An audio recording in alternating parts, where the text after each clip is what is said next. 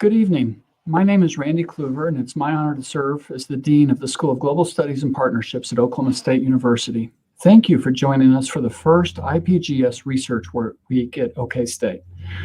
The IPGS program at Oklahoma State University was established in 2016 with support from the Farzaneh Family Foundation to support academic research and education on Iran and the Persian Gulf region.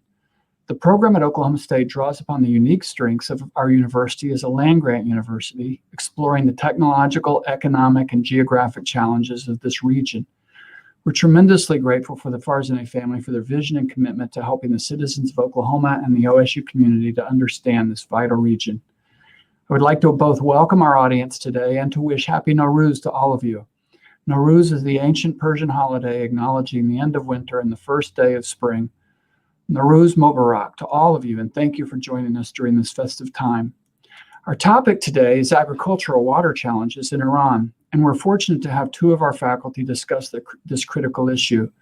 The topic could not be more timely, as today is also the United Nations World Water Day, which is to call attention to the importance and value of water for our lives. Our speakers today will both be addressing issues of water management in Iran. Dr. Saleh Taghvaeian is an associate professor of agricultural water management at OSU and extension specialist in water resources at the Oklahoma Water Resources Center. Dr. Taghvaeian has been at OSU since 2013 and received his PhD in irrigation engineering from Utah State University. He received the first IPGS professorship at OSU in 2019. Dr. Ali Mirchi is an assistant professor at the Department of Biosystems and Agricultural Engineering. Prior to joining OSU, Dr. Mirchi was a research assistant professor at the Department of Civil Engineering and the Center for Environmental Resource Management at the UT El Paso. Dr. Mirchi received the IPGS professorship in 2020. Both of our presenters today will make their presentations before we take questions. During the presentation, you will see a phone number scroll across the screen. If you would like to ask a question, please text it to that number for the response after both presentations. Now I'm going to turn it over to Dr. Saleh Taghvaeian. Saleh? Thank you, Dr. Kluver, for the introduction. I'd like to also congratulate the Persian New Year and wish a happy Nowruz to everyone watching this. As you mentioned, today is also the World Water Day, so it's a great time to be talking about water issues in Iran. So with that, let me start my presentation on agricultural water challenges in Iran.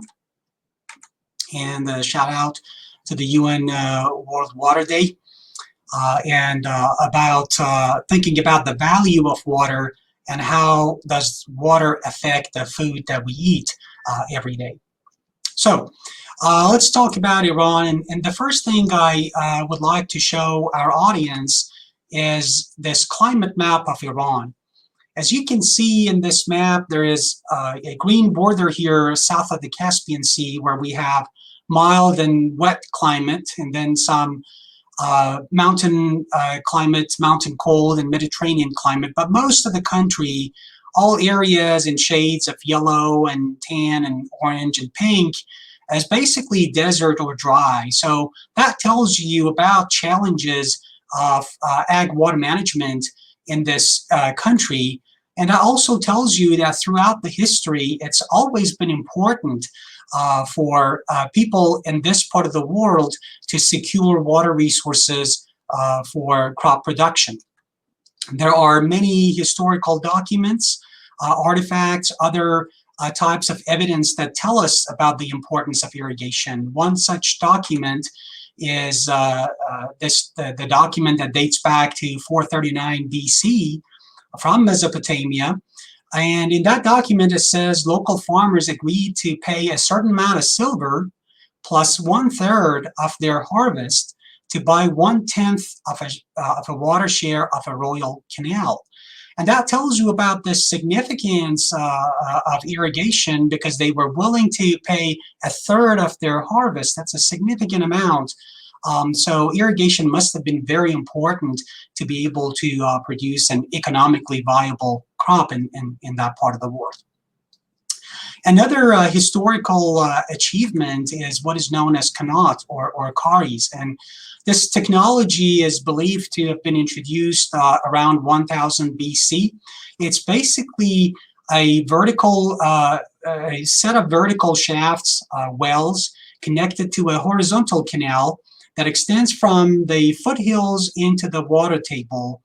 And it brings that groundwater to the surface to be used for irrigation, drinking, and other purposes. Now, you think about when this technology was invented 1,000 years ago, and this graphic may seem so simple, but this is a true engineering marvel, and it takes a lot of understanding of the geology, geography, geometry, water movement in soil, water flow. It just takes a lot of science and engineering to be able to do something like this. Just to give you a few examples, the slope of this horizontal canal is very important to be estimated and excavated accurately. Too much of a slope, you get water erosion, and too little slope, no water flows. Also, the location of the vertical shafts, how they need to be placed and marked so that they hit the horizontal belt. Issues about safety when someone is deep in one of these wells, and these wells could be a few hundred feet deep, working there, digging down there. What are the issues with getting enough oxygen, with debris falling, toxic gases? There are just so many different issues involved, and they found solutions for these issues. So it's just a great technology that they invented many years ago. And this technology is spread to other parts of the world, east and west of the Persian Empire. And you see kanats, they may be called different things today, but you see them in many different parts of the world. These two photos here show a view of the inside of that horizontal canal for two of the kanats that are in Iran. And many of them, thousands of them, are still operating, providing billions of gallons of water without use of any energy. So this is as clean as it gets in terms of energy footprint. So with this history in mind and the need for securing water resources in such an arid area over the past thousands of years, let's talk about modern Iran. And I want to show you, the first thing I want to show you about this modern Iran is a graph of population growth for the past 60 years. Here's the graph. You see the urban population growth and the rural population growth. The rural population has pretty much stayed flat while the urban population has gone up. Today, Iran has a population of 82 million, 60 million of which is the urban population. So that tells you about this mass migration to cities, and with that you need the increasing demand in water for drinking and hygiene and other purposes, but also the increasing demand in food. And in such an environment, it's irrigating crop, it's pretty water intensive. So I think it's important to look at this. But I also want to share with you some additional statistics that tell us about water challenges in Iran today. And I want to focus on this last period, 2013 to 2017. Let's look at some of these statistics, and I'll also provide the same statistics from here, from US. So for those of you who are familiar with the situation in US, you can compare some of these statistics. So the first one I want to show you is the percent of total country area that's cultivated. 9% in Iran, 16% in the US. Now, out of this cultivated area, about half, 52%, is irrigated in Iran. The same number in US is only 15%. The contribution of agriculture to the GDP of Iran is 9% versus only 1% in case of US. So you can see that Iran is relying more on agriculture. The percent of agricultural gross value added that's supported by irrigation is 73% in Iran. That number is only 21% in the US. So all of these statistics tell you that today, like always, irrigation plays a very critical role in securing food and feed for Iranians. Now, in such an arid region, dams play an important role. Today, dam capacity per capita in Iran is 550 cubic meters per person. That number is in US is more than 2,000. Dams have also been important historically in Iran. So this is a photo of Shahi Dam. It's believed to be about 1,000 years old. It's in a province in Iran where I'm from. It's about 75 feet tall. Building dams has probably never stopped in Iran and has continued. It sometimes has been viewed as a solution to all water issues, right or wrong. This is another dam, Karun 4, which is 10 years old and 10 times as tall as the old dam, the Shahi Dam I told you about. Okay, so let me tell you a little bit more about some additional statistics. So hopefully they can paint a better picture. Agricultural water withdrawal as percent of the total water withdrawal in Iran is 92% versus 40% in US. And in US, we have both Eastern US and Western US, and West is really dry. But despite that, at the national level, only 40% of our water is withdrawn for ag purposes. The number is the same for Oklahoma, about 40% for ag, 92% in Iran. The ratio between irrigated and rain-fed yields, 2.5. So in Iran, on average, if you can afford to irrigate, you get 2.5 times more yield than if you only rely on rain. That ratio in US is 1.6. Also, this is statistics this one that I'm showing here tells you about the challenges. A percent of area that's equipped for irrigation that is salinized, that is suffering from the issue of salinity. 24% in Iran, 16% in US. Now, 16% is still a huge number, but is less than a quarter of all irrigated land. And you have to keep in mind that one of the reasons that Mesopotamia did not survive, according to some researchers, is because of land salinization. They didn't have the drainage technology, kept irrigating, the salinity went up to the point that they could no longer grow crops economically, so they had to abandon the lands. And it's really frightening, in my opinion, to see a quarter of the irrigated lands being impacted by salts. Here's a photo showing damage to pistachio leaves, damage caused by salinity and lack of essential nutrients. And this photo is a salt-affected rangeland in Colorado. So salinity issues are pretty much all over the world. Okay, let's talk a little bit about irrigation systems. So for those of you who may not be familiar with different types of irrigation systems, there are three general categories. We have surface irrigation, which is flowing water on the surface of the field by the force of gravity.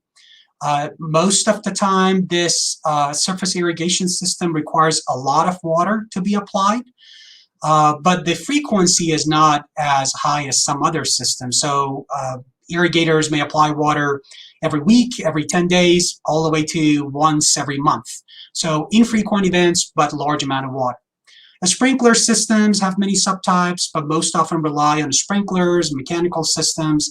They typically apply water more uniformly, so you can get better uniformity, better use of water, but you have to irrigate more frequently, and you have to invest in this technology. And then the localized irrigation, the last one is drip irrigation, falls in this category. The crop is basically spoon-fed, and the irrigations are applied on a daily basis, small amounts of water. Now, I wanted to talk about irrigation systems because you hear a lot about irrigation systems and their efficiencies and their inefficiencies. There are different numbers that, like, surface irrigation is 40% efficient, 60% efficient, drip is 90% efficient. Which one is more efficient, and what does that efficiency mean? I think sometimes we take that concept as it applies to engines and appliances maybe, and it may not always apply to irrigated agriculture. So when we say the efficiencies in surface irrigation could be as high as 60%, does that mean that 60% of water has disappeared? That water is still in the system. It may be somewhere downstream at a lower quality, but that's still in the system. So we have to, when we evaluate these systems, we have to keep that in mind and have a systems approach, keep all these inputs and outputs in mind at the watershed scale to really be able to evaluate what's the situation. Now, with this information in mind, if you think about the surface irrigation, which has been around for thousands of years, the sprinkler irrigation, which has been around only a few decades, and then the drip or localized irrigation, which is even younger, let's take a look at the distribution of irrigation systems in Iran. 91% of our irrigated land is under surface irrigation. Now, I've seen other numbers out in the media and in research articles. I've seen values as low as 85%, but I think it's safe to say that we still rely heavily on surface irrigation. A sprinkler and localized does not play a major role today in Iran. I've been comparing these statistics with the US, so if you are curious, this is the situation in the US. 48% under sprinkler irrigation in the US, 45% under surface irrigation, and 7% under localized irrigation. Okay, so I have a couple of minutes left. I would like to talk about some of the opportunities, and there are many different opportunities in front of us, but I wanted to talk about a few of them that I'm more familiar with. So policy and governance, and what I mean by that is laws, enforcement of the laws, the financial incentives, the subsidies that the government provides to farmers. So all of those, I think there's great room for improvement, as in any other part of the world probably. Water is not a private property, is owned by the government. I think it's managed at a private level. I think there are lots of opportunity to improve the management, this governance of water. I also think that there is room to improve the role of government agencies. So we have Ministry of Energy, which is in charge of allocating water resources, issuing permits for water use. We have Ministry of Agriculture, which is in charge of distribution networks, providing water to farmers and collecting water fees. And then we also have the Department of Environment, and I'm sure there are other organizations, but these are some of the key players there. And in my opinion, there could be a better coordination between these organizations to tackle this huge issue. I also believe that there could be a bigger role for local participation in water governance. The Water Users Association could play a bigger role in addressing water challenges. And then another opportunity is the role of research, teaching, and extension. There is an agricultural research, education, and extension organization, which is part of Minister of Agriculture. It's called TAT, Sazman Tat in Iran.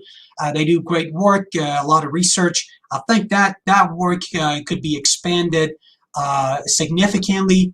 The role of universities, I think, could be more significant, especially with extension.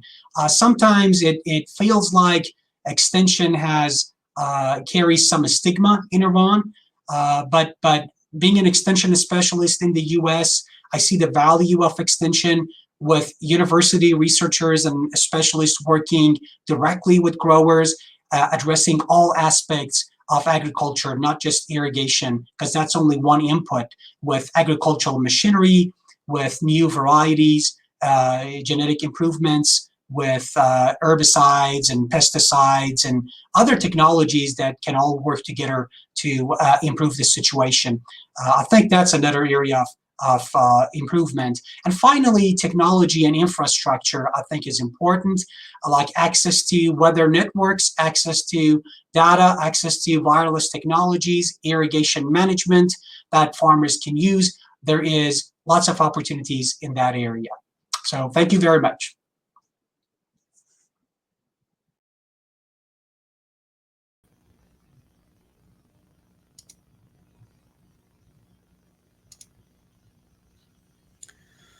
Hello, everyone. I'm Ali Mirchi. I'm an assistant professor of water resources engineering at OSU's Department of Biosystems and Agricultural Engineering. And I would also like to say Happy New Year and congratulate everybody who celebrates Nowruz, and happy spring to everybody who is enjoying coming out of the dark winter finally. So that presentation is a nice segue to what I'm going to talk about today, which is battling water limits to growth. And I will share the Iranian perspective in that regard.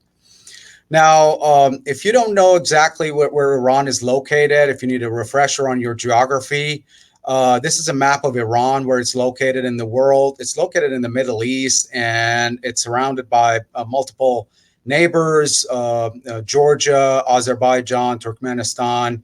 To the east, we have Afghanistan, Pakistan. To the west, we have Turkey and Iraq. And the country is bounded in the north by Caspian Sea, and from the south by Persian Gulf and Sea of Oman. It's a generally arid, semi-arid country, receiving less than 1/3 of the world's average annual precipitation. So it receives about 250 millimeters of precipitation. So it's pretty arid, and no wonder that the country is relying so much on irrigation for agricultural production.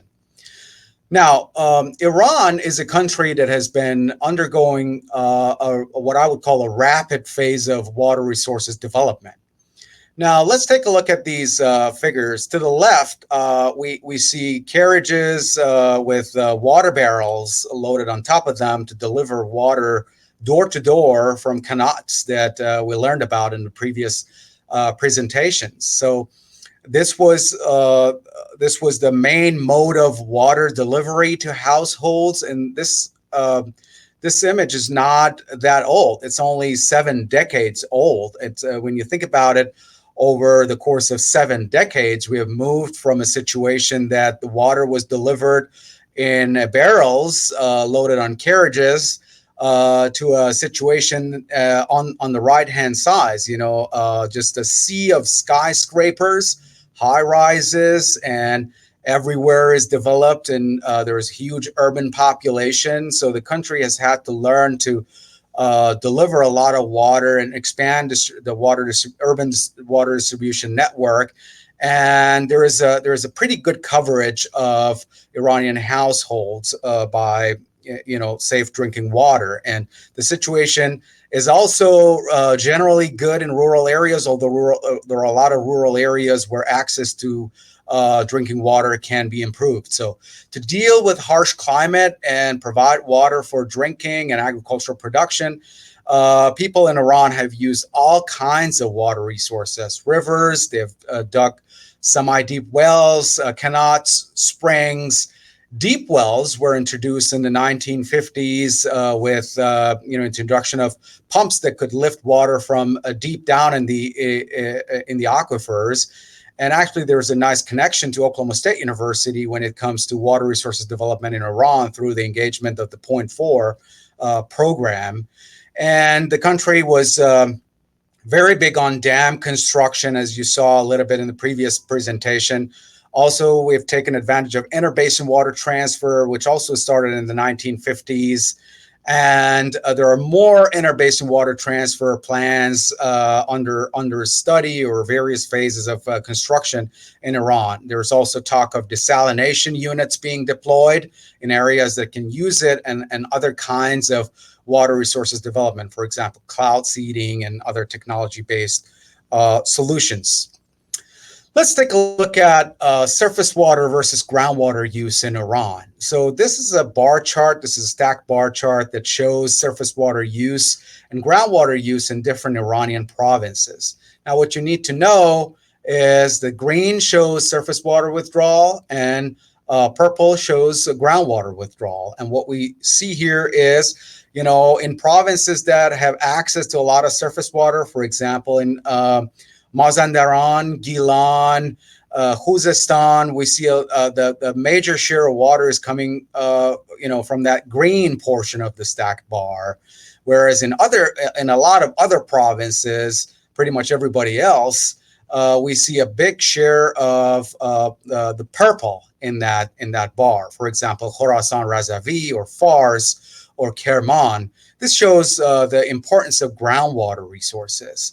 Now let's see how we're doing on using, and managing our groundwater resources sustainably. So over the years, with the growing population now standing just over 80 million people, and with agriculture reliant on irrigation, and with surface water being intermittent, going through cycles of dry and wet periods, there has been growing reliance on groundwater resources. Now, what I'm showing in this chart is the number of groundwater extraction points in thousands. You see that on the y-axis of this chart, whereas the x-axis shows the time starting from 2000 all the way to 2015. Now, I'm showing 4 different types of groundwater extraction points: springs, semi-deep wells, qanats, and deep wells. What we're seeing is a growing number of extraction points. In other words, people are putting a lot of straws or otherwise trying to get more outlets to lift up groundwater, and that shows growing reliance on groundwater. This is people what would like to do. And this is a chart that shows growing strain on groundwater. By that, I mean, on the y-axis here, we're seeing groundwater withdrawal in million cubic meters from those 4 groundwater sources: springs, qanats, semi-deep wells, and deep wells. And you see overall, when you stack everything up, we're seeing an overall decline in withdrawn groundwater volume. And we see that especially groundwater that's coming from shallow sources or springs is declining, and there is more reliance on water coming from deeper sources, semi-deep wells and deep wells. Now, this doesn't quite match up with the statistics we saw before. Now, people have been putting more and more extraction points, they've been wanting to withdraw more water, but they just haven't managed to do so. I mean, now I'm not showing some of the data here. Another data that I can use to complement this narrative is that the pump operation time has also been increasing. And so pair it with more number of groundwater extraction points, more operation time. People have really been trying to get more water out of groundwater resources to compensate for surface water, shortfalls. They just haven't managed to do so. And it's just an indication, an empirical evidence of the physical limits to groundwater withdrawal. Now, of course, we can think of groundwater management programs going into effect, but when you're really trying to pump out groundwater, you're increasing pump operation time, you're putting in more wells, and you still don't manage to get more water, that speaks to the, starting to face the physical limits of withdrawing groundwater. And that's a point of concern, in my opinion, from a strategic water resources management point of view. Now, this graph kind of translates everything that we saw: declining groundwater withdrawal and more groundwater extraction points. So what we're seeing here in red dashed line, we're seeing cumulative groundwater level decline across Iran from 2002 to 2015. We're seeing that if we would take a look at the spatial distribution of groundwater table decline, we're seeing that some areas are doing worse than others, but in general, we're seeing groundwater table decline ranging on a coarse spatial scale at subbasin level, ranging from 10 centimeters all the way to an average of 1 meter a year. That's more than 3 to 4 feet a year, and localized effects could be even larger. So that just shows the groundwater depletion that goes hand in hand with the growing strain on groundwater resources. Now, as a result of all of that, what we're seeing here is on the right-hand side, we're seeing a map of Iran, where we're showing the spatial distribution of what we call the free plains. That's where new groundwater wells are permitted for various purposes. Those are the blue areas across Iran. There are 250 free plains left across Iran. There are also critical prohibited plains and prohibited plains. There are 236 plains falling under those categories. Those are the plains where new wells cannot be permitted unless they're for dire needs like drinking water needs. Those are all the red patches that you see spread across this map. There's quite a bit of those red plains that are in critical condition and critical prohibited condition, where we cannot put in new wells theoretically by law. So, and there are a number of critical plains. Those are where projections shows that they're on the way to falling under the category of prohibited plains. So we're seeing that about 2/3 of Iranian plains are now in critical condition, where you cannot put in a new well unless it's absolutely needed for drinking water purposes. And that's what the bar chart is showing. The number of prohibited plains, how it's grown over the years because of that growing strain on water resources. And the data for this is from Iran's Water Resources Management Company, and it's pretty recent. Now, all of this, grappling with the physical limits to water resources development and supply, raises important questions. What does that mean for future of agriculture in Iran? What does that mean for ecosystems? And I want to dedicate a portion of this talk to prime examples of especially how the country is facing these aggravating water security challenges. And a prime example that I want to highlight is that, not only we're dealing with declining groundwater levels and growing groundwater strain, but on the surface, we're also seeing that. We have a lake dry up, a lot of wetlands are disappearing, especially during extended droughts.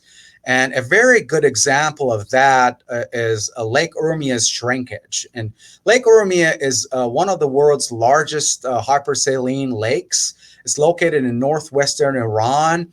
If you just want to have a sense of how big this lake is, it's roughly about the size of the state of Delaware in the United States. Now, it's a UNESCO biosphere reserve, meaning that it supports an important and fragile ecology. And about 90% of basin's water use takes place in the agricultural sector. Now, this lake underwent a period of rapid decline. So you see the figure on the right-hand side show the lake surface area, how it changed from July 1998 to June 2014. So the lake almost disappeared over that period, and it went from just under 6,000 square kilometers to almost nothing. It's under 1,000 square kilometers, close to 500 square kilometers. So that blue line shows the time series of a lake area, how it decreased over time up to 2014. Now, this creates hardships for flamingos and other species that use that resource. Now, when you look at the lake basin map, you see that a lot of red dots on this map, and that shows it looks like the face that's dealing with chicken pox. Now, all of those red dots are all the dams that have been built in this basin, which have diverted water from the lake for other purposes, primarily for irrigation purposes, that goes hand in hand with the change of the cropping pattern that has also taken place in that region. Now, let's zero in on the a period of extended drought that's from 1999 to 2002. That's the turn of the 21st century. So you see that the solid blue line shows a major decline in lake water level, dropping down to below 1271. And at the same time, over that period, we see a very rapid a water withdrawal for other purposes because of those dams going into operation.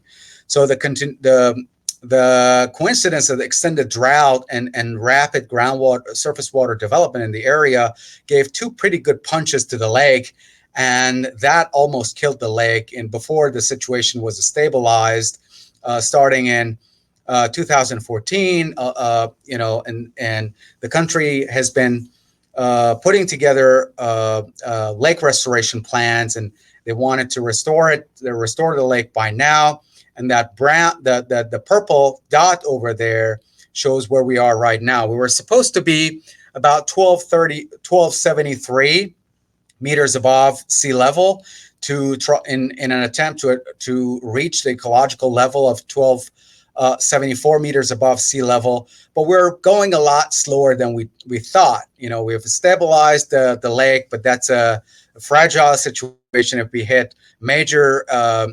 drought periods, we may be going in the path of losing the lake. So we've done some computer-based analyses of the lake restoration, under what-if scenarios. What if we get wet conditions, which is denoted with this blue area of the chart? What if we get normal conditions? What if the hydrologic conditions are drier than normal? What if we manage to decrease water withdrawal across the lake basin by 40%, which is pretty ambitious in what the Urumia Restoration Plan wants to achieve?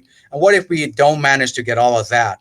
So running on all of these what-if scenarios, we think that theoretically it is possible if we get a real wet year and we manage to withdraw water by 40%, which is pretty remarkable.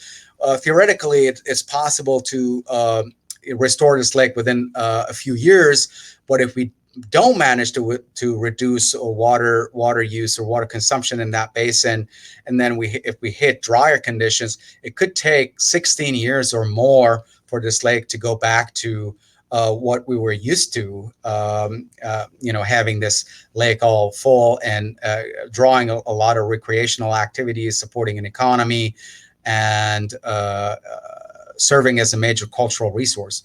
So to summarize, Iran is now facing water limits to socioeconomic development. There is growing pressure on groundwater resources, and surface water resources are intermittent. And there's continuous decline of groundwater alongside a growing number of groundwater extraction points. That has translated into ecological water stress, and surface water is also declining, and that creates lake shrinkage situations, the likes of which we saw in Central Asia in the Aral Sea Basin. But the good thing is we can say that there is a period of environmental reckoning in Iran. Now, environmental issues are household conversations, and we see more media coverage of water resources problems in Iran. And there are a lot of options that are underutilized, that are under-investigated. So we can look at water management strategies to alleviate water scarcity. These could range from appropriate water pricing, incentives for water conservation, improving farming technologies and practices that we heard a little bit about in previous presentation, capturing stormwaters, reducing leakage in aging urban water distribution networks, enforcing limits to groundwater withdrawal, recycling wastewater, and using desalination plants and interbasin water transfer only in moderation and as measures of last resort. And so overall, there is a need to shift away for water development, socioeconomic development.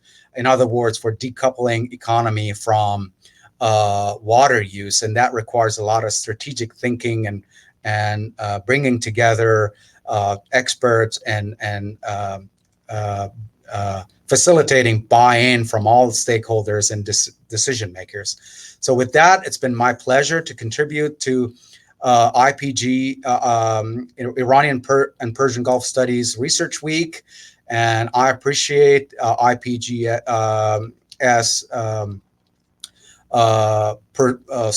professorship funds that have made research on Iranian water management issues a possibility. I appreciate the donors to this program. And with that, I would be happy to take any questions that the audience might have. Thank you. Thank you both for fascinating presentations. I've learned quite a bit. So let me give you just a couple of questions. I'd like both of you to respond to these if you can. Ali, your final presentation seemed a little bit optimistic in terms of where you think things are going. But it seems to me that long-term, there could be a real crisis brewing, particularly if climate continues to change. And I'm not sure what climate models would say for this particular region. But can you, just based on the science you have now and what you think is going to happen, what do you see happening over the next 5, 10, or 20 years in addressing this crisis? Well, absolutely. That's a very good observation. So I was conveying a positive message related to Lake Urmia's situation, because this is a lake that made international news headlines, and it was almost gone. And it's kind of a glimpse of hope to see that the lake is not declining as rapidly. The situation has stabilized a little bit, although I should use that term very cautiously. A chief reason for the lake's stability in the last couple of years has been that we're receiving larger than normal rainfall, and there is quite a bit of inflow going into the lake. And alongside what has been done in terms of lake restoration, there is a purposeful attempt to get more water to the lake. But when you look at groundwater situation, you see that we're relying more and more on fossil groundwater. Iran is an ancient nation, so for millennia we have relied on those groundwater resources, and you can look at those as the savings account that we have inherited from our ancestors. Now we're depleting that at remarkable speed. So that's really worrisome. We don't want to continue down that path, which means that we have to do everything that we can in better managing our water resources, using a portfolio of options that I listed in my final slide. But going back to the issue of climate change, we know that the majority of climate models are suggesting that arid regions of the world are going to get drier. So that means that Iran needs to get prepared to cope with warmer and drier conditions, which is not good news for Iran. But that means that especially we need to use all the opportunities that we have in improving agricultural water management and reducing leakage in urban water distribution networks, and really educating the people to relearn living in an arid region, because having delivered water for easy access at households has also faded our memory about how difficult it was to get water. And we have our agricultural water management experts, so I want to open that floor to Dr. Taghvaeian's comment on that question as well. Dr. Taghvaeian, what do you see happening in the next decade or so? I agree with everything that Dr. Mirchi said. When you are in that part of the world, you're always one drought away from the next crisis. And we all hope and pray that that doesn't happen, but we know that it will at some point happen. As Dr. Mirchi mentioned, the climate projections tell us that the situation is going to get uglier. What is going on is, in a country that relies heavily on groundwater resources, we are mining those resources at an alarming rate. And the problem with groundwater is that it's not renewable. Once you pump that water out, you lose most of the capacity to store water. So after, and that's big, you get a lot of other associated issues with that groundwater decline, like land subsidence. That's because the pore spaces, that the sponge that's been holding water for thousands of years is getting crunched. So that's an issue when you run that. That's a non-renewable water resource. With the growing population running out of groundwater, we are losing that safety cushion. So when the next drought hits, we're less prepared to deal with it because we have to rely on whatever surface water we have. So we're at a critical point in time. I think we have to use the tools that Dr. Mirchi mentioned. We have to be really wise about it and use all the resources, all the brain power that's available to us to be able to tackle this issue. Thank you so Now, much. if there's a little bit of time, I also wanted to highlight, the roles that, universities like Oklahoma State that play in informing water management decisions. And we heard in the previous presentation that, the role extension plays in all of this. And there is we can't emphasize that more, that's actually very critically needed in Iran, because we seem to be addicted to interbasin water transfer projects, and those are technologically demanding. They require a lot of money, but in essence, you can think about them as band-aid solutions. Imagine that you're hauling water from hundreds of miles away, bringing it to the central plateau of Iran, a region where water is basically the development engine. What that additional water is going to do is going to attract more in-migration into the region. And pretty soon, in a matter of decades, you're going to end up with a region that now higher water demands than when you started.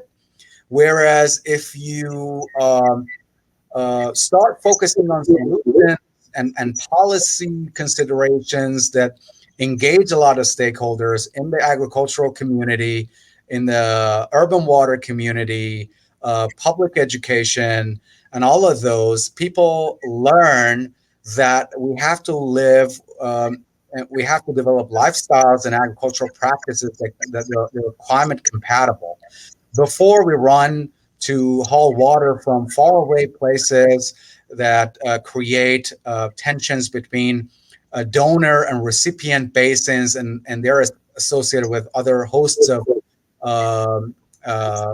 socioeconomic problems. So that's something that the country can focus on. And in that regard, growing collaboration between the universities, researchers, independent researchers, and kind of zeroing in on the effectiveness of various agricultural water management technologies and how they must go hand in hand with strategic level policy considerations is an area that the country must absolutely focus on in preparation to cope with warmer and drier conditions. We began the discussion with acknowledging the UN's World Water Day, as today is a day that around the world we're supposed to be thinking about these issues. And I'm grateful to the UN for bringing that to our attention. But it does raise another question for me. To what extent do international NGOs play a role in addressing this? Is the situation one where the Iranian government wants to handle this itself, or is there a lot of room for international collaboration? And you both mentioned the extension services, research universities like Oklahoma State. Is there a role for that, the international NGOs, and are there any limitations on that role? Well, I'll probably go first. I think there is a role for that. I think there's a great role for that. I know my colleagues in Iran have been working with international organizations for a long time, and those collaborations have been, for most part, very, very productive, like anywhere else in the world. The pistachio photo that I showed you, the effect of salinity on pistachio leaf, was from an expert, a pistachio expert from UC Davis, who traveled to Iran several years ago and visited with local pistachio growers and looked at the pistachio production in Iran. I've traveled to Iran. I know Dr. Mirchi has traveled to Iran. When I go there, I see different collaborative projects with different organizations, the United Nations Food and Agriculture Organization and some other universities in the Americas and in Europe and other places, Australia's. So my short answer is yes, I think there is a role. I learn many lessons from what I do here in Oklahoma from what's going on in Iran. We have the Ogallala Aquifer here in Oklahoma Panhandle that's been declining for past several decades. We're mining that resource as well. So salinity is another thing that I mentioned. There are many lessons that we can learn from what's going on in Iran and some of the solutions that are being practiced there. So I think there's a huge role for these collaborations. Well, I agree with everything that my colleague just said, and I wanted to highlight two things related to international collaborations. So one is the effect of, the sanctions that are put in place.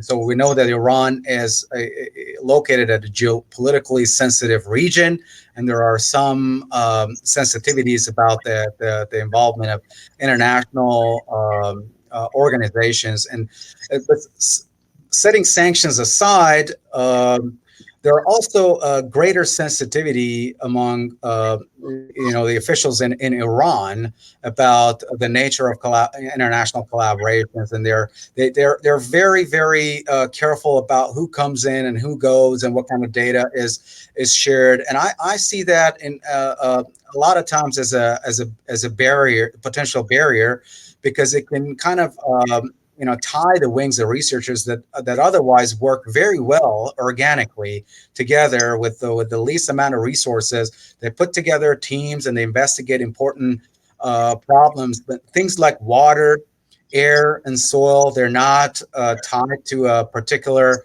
government or region. They have far-reaching impact. So I think it would have been nice to see some will to kind of encourage more collaboration, and in a way that's not being affected by all the complications that the political climate imposes, both coming from within Iran and both coming from outside Iran. Well, thank you both for these presentations. I find them interesting and fascinating, actually, and honestly a little bit worrisome. And I think both of your presentations really highlight the iterative impact. The decisions we make today have very long-term implications that are difficult to address.